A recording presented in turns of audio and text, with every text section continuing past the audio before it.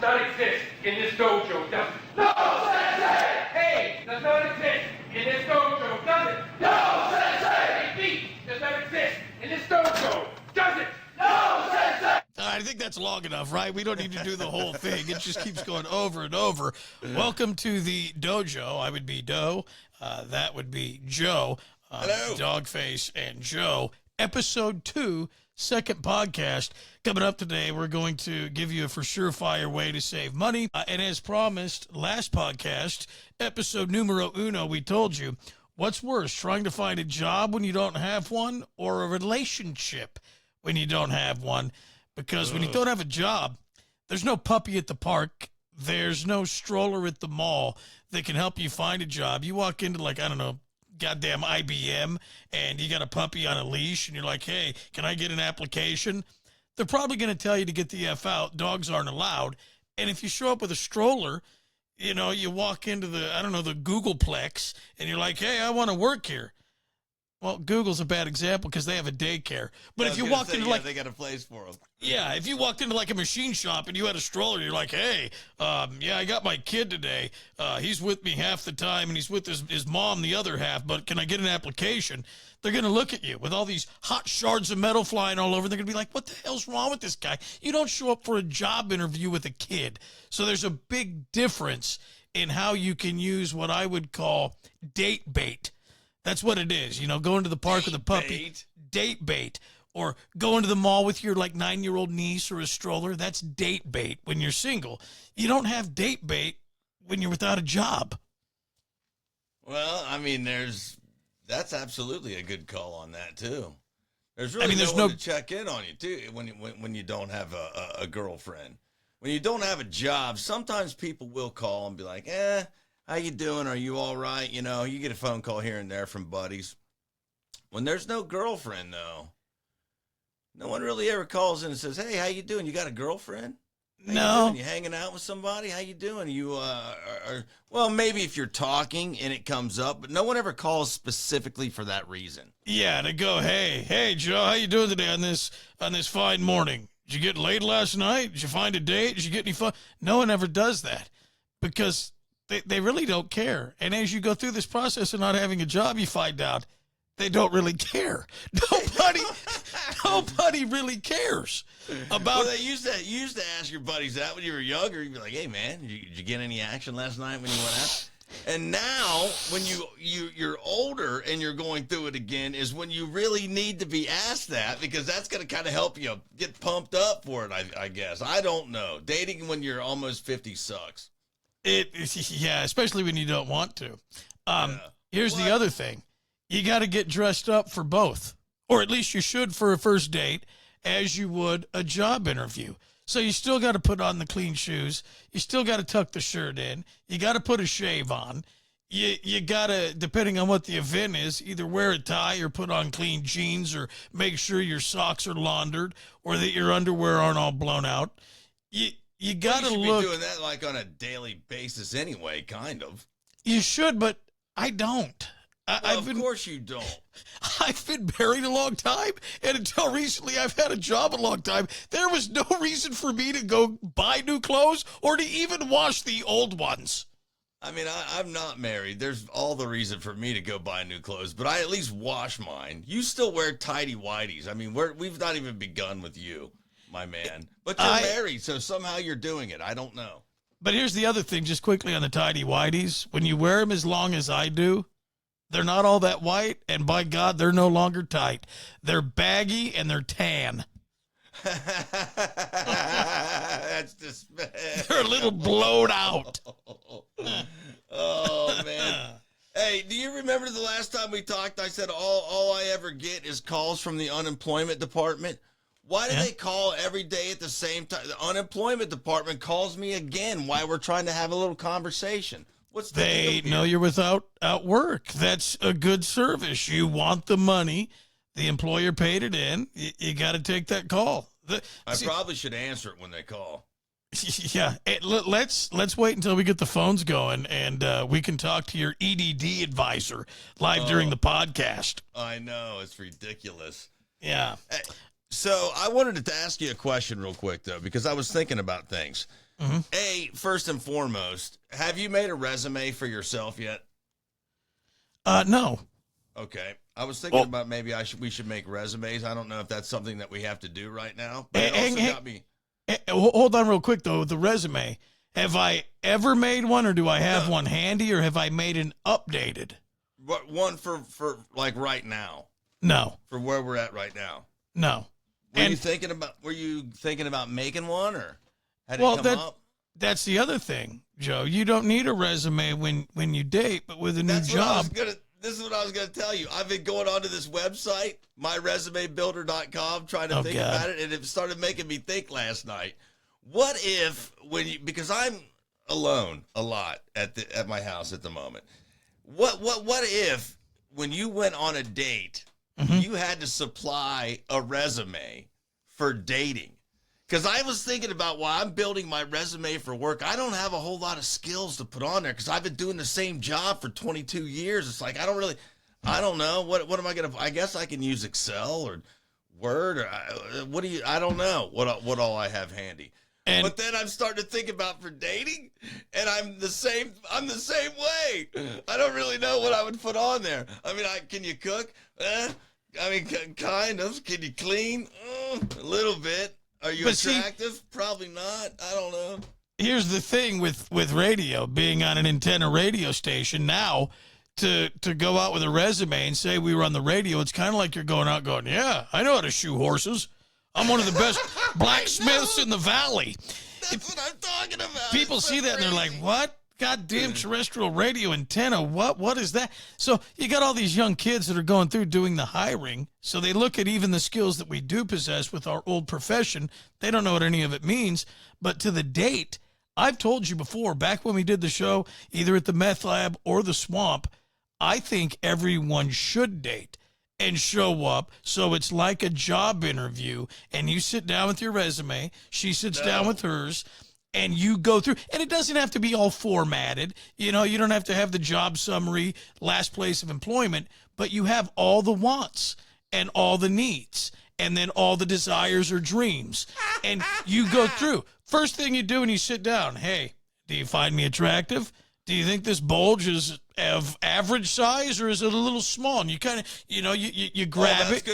You're going to say that it's going to be on the resume? Come on. Well, I'm just saying ridiculous. Things that you want a second date, man.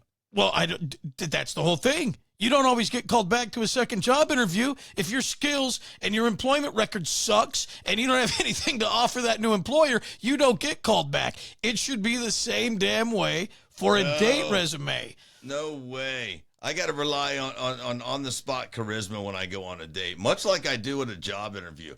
When I hand a person, an individual, whether it be for a date or for a job, a piece of paper with my skills on it, it doesn't look as good as I think it should. Okay. Maybe it should look better.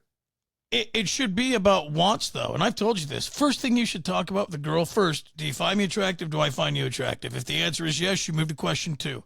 Do you have ambition and desires? Do you want to make a little bit of money, a medium amount of money, or a lot of money? You need to see where you're at with that. That's on a date? Yes, I know that's not what we do, but it's what we should do. How many kids do you want? Do you want to live in a trailer, an apartment, or a house?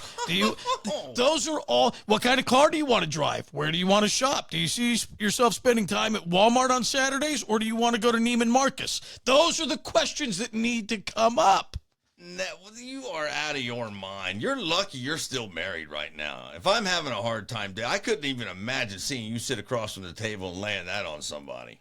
I'm just telling you. She's like, we're going to pay for our own bills. Thank you, sir. I'm leaving. Hey, but if they're truthful and you find good compatibility, they're going to be like, wow, I've never been asked what kind of car I want to drive in 10 years. I've never been asked what type of hotels I want to stay in when I travel. I've never been asked if I would someday like to yacht. Those are those things that people need to do, and they don't. It's the simple things that everyone's like. Does anyone need to be asked if they'd someday like to yacht? Yeah. Hell yeah. Yeah, I would. Tomorrow would be cool. Let's go yachting. I don't even really like boats, but I'd like to yacht. I guarantee Christopher Cross, when he sat down on his first date, he asked the chick he was with, "Do you like sailing?" And I don't know how she responded, but I guarantee he asked her. I'm just saying. You're such an idiot. I think it's good, and if people were more honest about all the shit that we think we want, don't want, and we fight over, if we did it that way, people would have better lives. I think it's all like we're trying to be nice. And I don't think chivalry's dead. I mean, I'm sorry. I don't think chivalry is something that should be dead. It is dead. I'm not saying you be rude and you don't pull the chair out anymore, but we're so focused on impressing and you know what hair, what clothes we're wearing and what hip things we watch, and hey, what's the last thing you binge watched, and all this other garbage. A lot of the important stuff falls to the wayside. 3 years down the road, you're like, I'm not compatible with you. I hate your guts. I can't imagine sharing a child with you. Someone that looks half like you, half like me makes me sick. You can't get that out of the questions you've asked, though. That's insane. But you're going to have a far better shot doing it the old-fashioned way than what you're asking. Oh, like what? You want a yacht one day, figure into your equation any better than what normal people ask now. Because here's the thing. If I ask what are a your chick... ambitions? If she's That's it. ambitionless, you should know that immediately. Yeah, but some people, like, how many women would want to date a second or third date if the guy's like, well, my ambitions, they end about the beginning of September, kick off a football season. All I do... Say that anyway.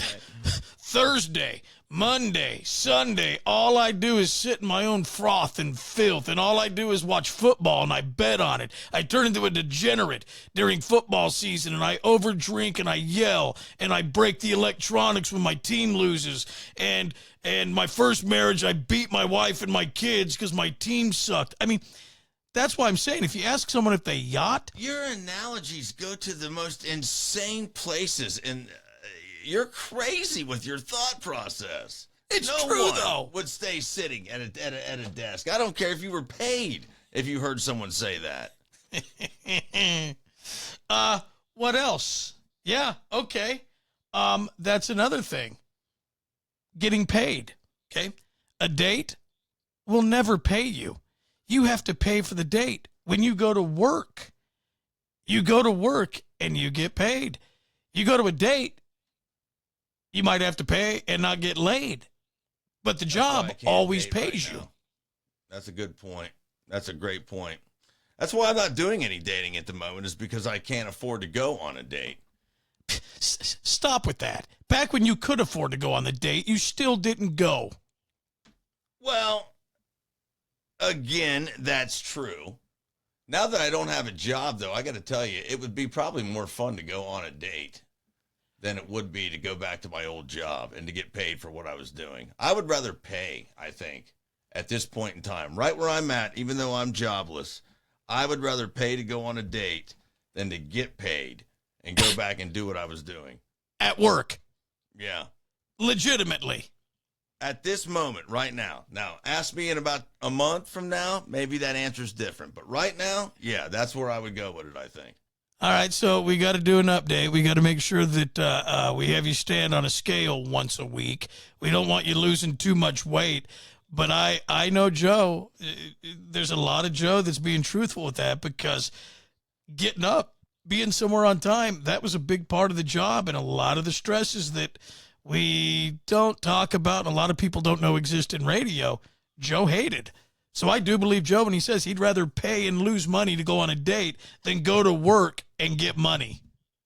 Well, right now, again, I'm just a tiny bit out of not having a job at the moment, and I really haven't even started looking for a new job yet. But yes, it almost identically to what you say is real. You know what I mean? I feel like I don't even really get the same amount of headaches that I was getting before. Now, isn't that weird? I wonder if getting up that early in the morning was doing something jostling me to my system. Are you taking the same amount of Advil? No. Really? Yeah. I'm not getting the same amount of headaches, and I don't know if it was because of lack of sleep. Who knows what it was, but it's not. I'm not getting them. Now, that's not to say if I start going on dates, the headaches won't return, or I won't become a headache for a young lady out there. But at the moment, my headaches have lessened. I don't Wow. know. Yeah, Huh. that's why I'm telling you. There's a few things I would do differently. One would be possibly pay to go on dates. Well, I think that you should. And right now, I mean, it's kind of a weird icebreaker. Hey, what do you do for a living? Absolutely nothing. Hey, I don't know what to say. Yeah, what do you do with that? Well, I'm on unemployment. Baby. yeah, we had to go to a party over the weekend. I told my wife, I'm like, God damn, really? We're going to go to this party and, we're going to meet all these new people. And the whole thing's going to be, hey, what do you do for a living? And I told 3 or 4 people. I said, right now, nothing. I'm doing absolutely nothing. They're like, what, you retired? And I go, kinda. Did someone ask you that? Yeah. Yeah, because Oh, man. all these people were my age or a little bit older, and a couple of them were retired. And we had the conversation, and I was like, I'm not doing anything. I go, I got fired. I've done radio for almost 34 years, 35 years, got fired a month ago. I don't have a job. I don't have anything. And I'm kind of retired. And they're like, oh, that's cool. And then they didn't go, hey, what are you going to do next? Or they didn't ask none of that. They just thought that it was cool that I was, an old dinosaur that used to be on a radio station. Oh, man.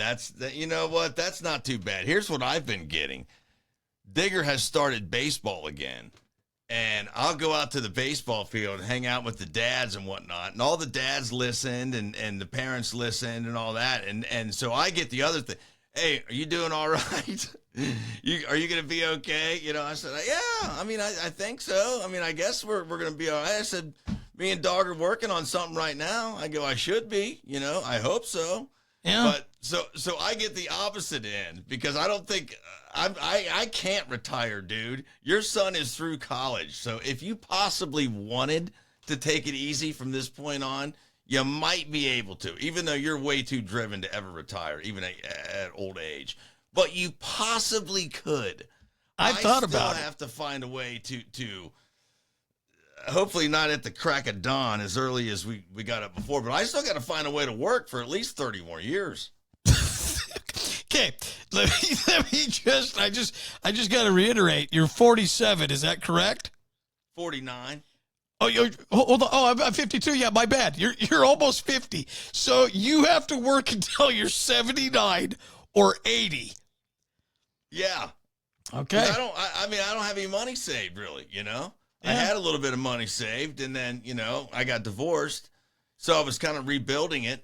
And then all of a sudden now I don't have a job. So I was figuring I'm just going to probably be like a Walmart greeter when I get to be of a certain age, work as hard as I can till I'm, too old to really do anything. And then, be like a store greeter or something. So you really don't want to retire any earlier because your next ambition and your next thing is going to be a wall. So you don't want to retire. I just want to make the clear-cut distinction, wanting to and not wanting to. If you're going to, greet people at Walmart, that means you have no ambition of ever putting your feet up until the day you die.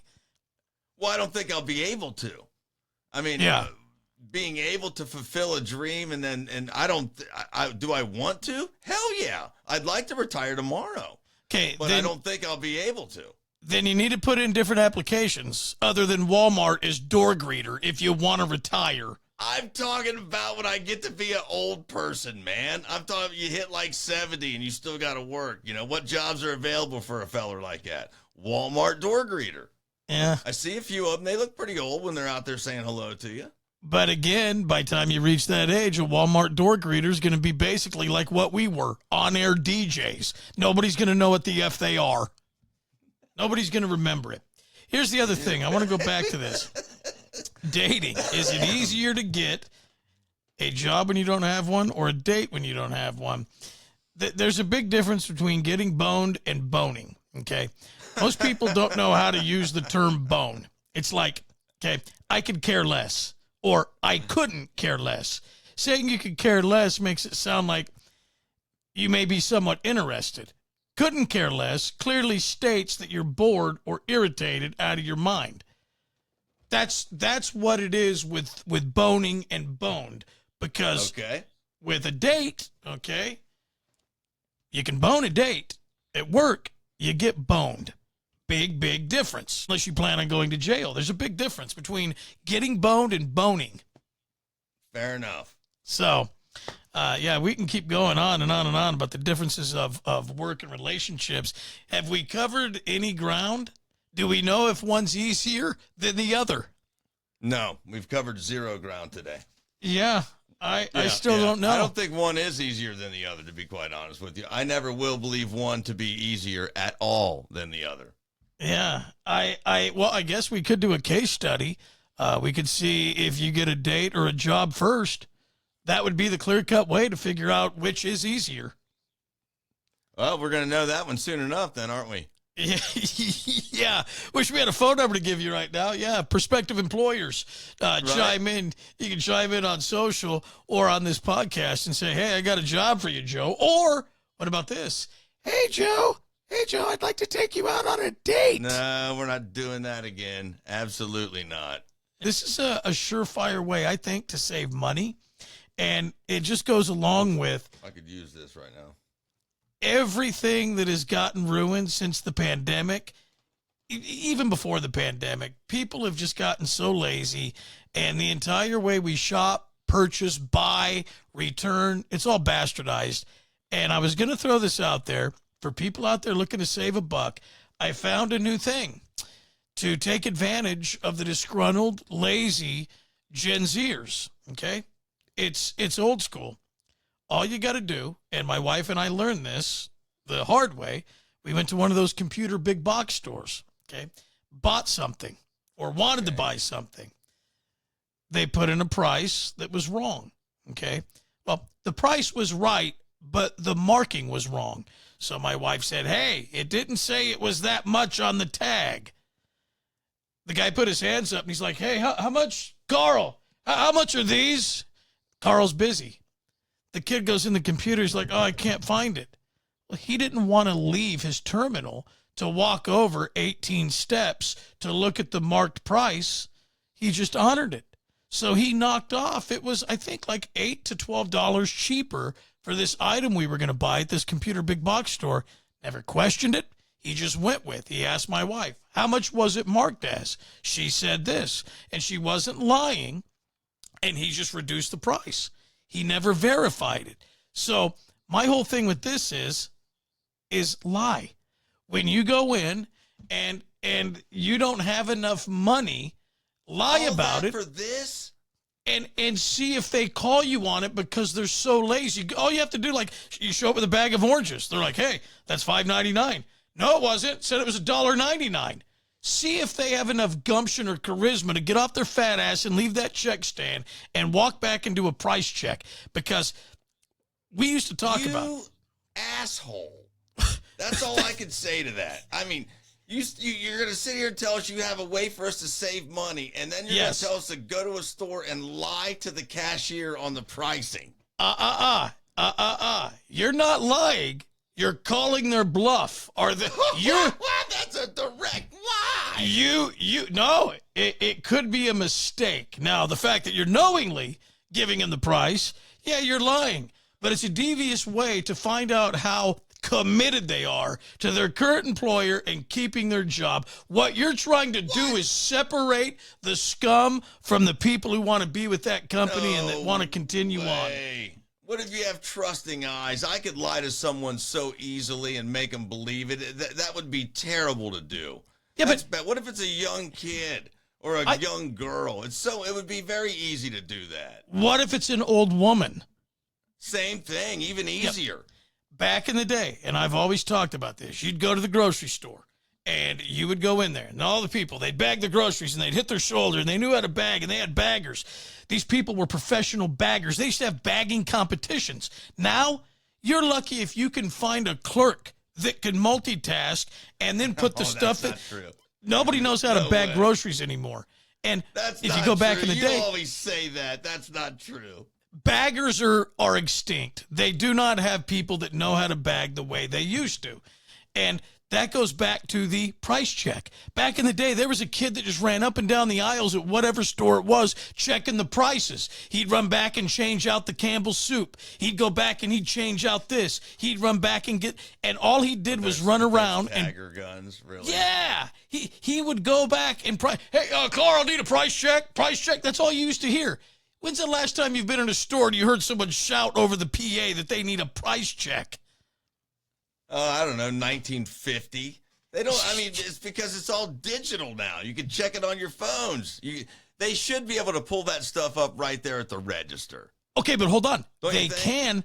They can, but it's what's marked in the register that you're disputing opposed to what the label or the ticket is on the item on the shelf. Nobody knows if it was updated.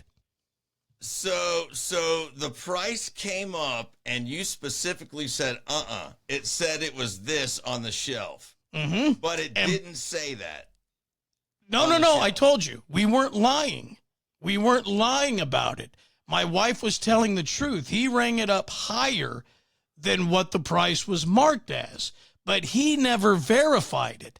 It came up higher in the computer, but he honored what my wife told him. So what I'm telling you to do is just keep saying everything in your cart on the conveyor belt is cheaper than what it rings up as. That's what I'm trying to tell you. That's what I thought. It's like I'm a genius. Okay. All right. Well, I appreciate that. Thank you for the advice.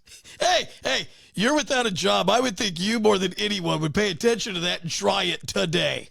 I do not like lying, and I that's like stealing and lying together. It's a whole just conglomeration of stuff I don't really like. Okay, I can agree with some of those things. Yes, you might be right. But what I would do if I owned a grocery store or a retail store, I would think, oh, my God, this is genius. What Dog has done is he's held our employees accountable. He's come up with a way to test our employees that we never thought about testing. We're going to build good quality managers out of stock boys. We're going to build good CEOs out of cashiers. We're going to really get these people in and teach them the ropes and get quality people that know ins and outs and all the little tricks. That's what I would think if I owned a retail store. Okay. That's just me. You're crazy, dude. Can you see that? Public service. What does That's that what mean? we get. Yeah, I don't know. That's probably your unemployment. Mine keeps saying, I think the California government or something. I have no idea. I think they want me to go out today and pick up trash along the roadside. That could be. Yeah, I know. Okay, well, we become part of the crew. Joe and I talked about this too. We are coming up, hopefully in a couple of days, going to do a live show. Hopefully we have the phone number and everything, and we're going to start doing these things in the morning so you can call in because that's what we've always done. We've always talked to people. And Yeah. I could call Joe and talk to him on the phone, and we could record it. We could do this. Joe bores me, and I'm sure by now I bore him. Get out of here. But I miss having people on to talk to and questions and screwing around with people and doing that. That's what we want to do, and we're trying to get all this stuff done. Yeah. And we'll have a couple of ways. Like Dog said, we'll have a phone number, and we'll also have, you can do chat. You can come through and do online chat with us too. That'll probably be a little bit harder for us to get to as we're doing the show live, but we'll try. We'll give it a shot and see how we do. I want to do calls. And that is no problem. We can absolutely do that. Yeah, and the audio you heard from the Van Halen show or the Sammy show, that just went through the Bluetooth on the phone, and we're trying to work on getting a phone number dedicated so you could call. Again, we're not going to have a phone bank, like 50 people calling up or whatever. It's going to have to be like one or two at a time. But we do want to live stream, so it is live. Joe has reassured me today that he can be on time. I can be, yeah. Traveling from his bedroom to his bedroom, he thinks he can do and manage being on time. Traveling from his house to the studio, no way. I know. Well, I had to actually leave. I had to, take off and go somewhere. Now we've got the kind of, it's not done yet, but we're working on a little cozy area in here, and I enjoy being in here. It's nice. See, I don't. See, Joe likes being there at home. I can't stand it, and I feel cooped up, and I don't know. Sitting in my house just does not thrill me. I think it's cool to be able to have a studio where you can reach out and talk to you or talk to a listener or talk to an interviewer, and you could do it all from, our backgrounds look a little bit different, but not everyone who does podcasts gets to do them in the same rooms. There's a lot of guys that do them from different locations, And I like that. I like the ability because you can, I don't know, you could do a lot more, I think, this way than we could. Yeah. And there'll be days, too, when we hook up. We got to get, out and about again. And Joe and I will definitely Absolutely. Do podcasts in the same studio. It's not too difficult to load this crap up and do it side by side. But right now, there's really no reason to waste money on gas. Yeah. Plus, it's just, I don't know, it's different. It's cool. And we, each one of us got a new little laptop so we can try and zip this thing up a little bit. It's kind of fun to play on it and figure it all out. I've been enjoying it. Well, again, we appreciate it. Hopefully you enjoyed it. Make sure you comment. Make sure you like it. Make sure you share it. Again, like we said the first episode, we'll try to get better. These will hopefully get better. Well, they'll look better, and they may have more gizmos and bells and whistles, but you're going to hear the same old shit, and it's not going to sound any better, really. We're probably not going to be any better. It just might, like you said, look cooler. That's the cool thing about video. We can dance it up a lot. We could get worse. That's something that a lot of people have said that could very easily happen. Well, let's hope not. Let's keep our fingers crossed on that one. Why don't we? Yeah. Well, I'm done. If you are, Joe. Number 2 in the books. Thank you so much for watching and listening. Yeah, thank you very much. We really do appreciate it. Enjoy the rest of your afternoon or evening or morning or whenever you get to watch this. See, that's the other cool thing about this. You can watch this anytime before bed. It's pretty cool. We do thank you very much. Thank you so much. We will talk to you for show number 3. Play nice.